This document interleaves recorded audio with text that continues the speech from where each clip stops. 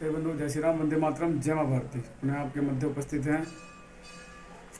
वर्षा ऋतु आरंभ हो चुकी है और हमारा प्रत्येक प्रकृति के प्रति भी जो कर्तव्य है उसको निभाने का विषय भी रहता है। तो कुछ पंक्तियाँ हैं आपके समक्ष रखते हैं।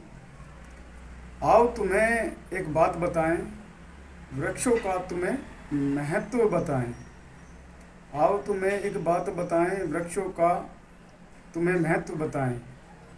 वृक्षों से हरियाली आए, भूमि को यह स्वर्ग बनाए।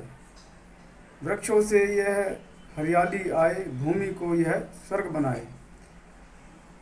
वृक्ष रखें, स्वच्छ वायु पाएं।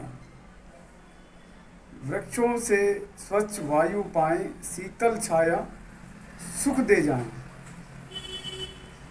वृक्षों से हम ऑक्सीजन पाएं, श्वास तंत्र में शुद्धि लाएं।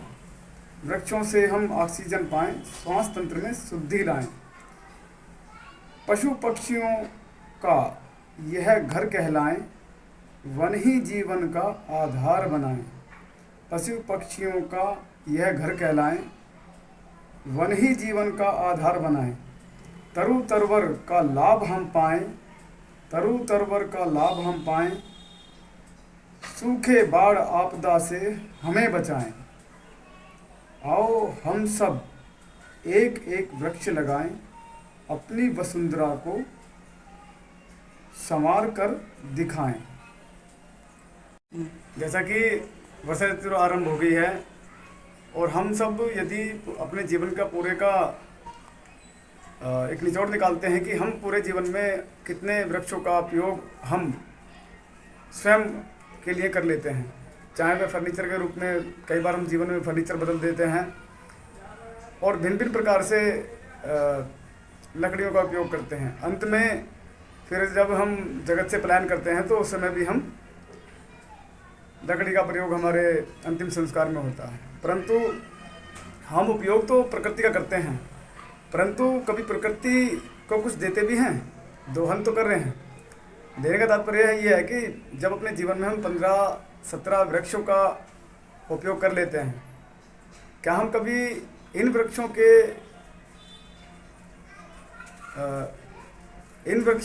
की जगह हम वृक्ष लगाते भी हैं और लगाते भी हैं तो कितना वृक्ष लगाते हैं और कितना उसका पोषण करते हैं?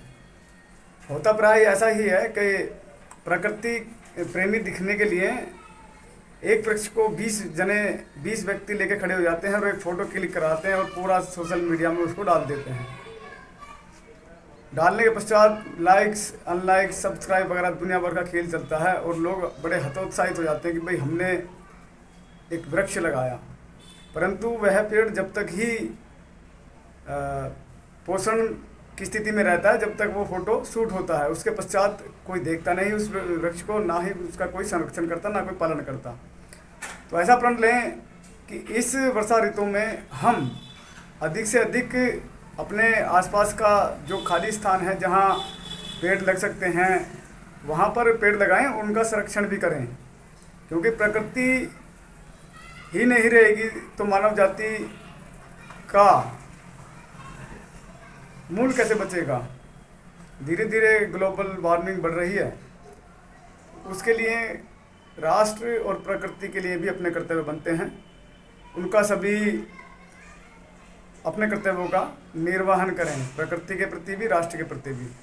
जय जननी मातृभूमि।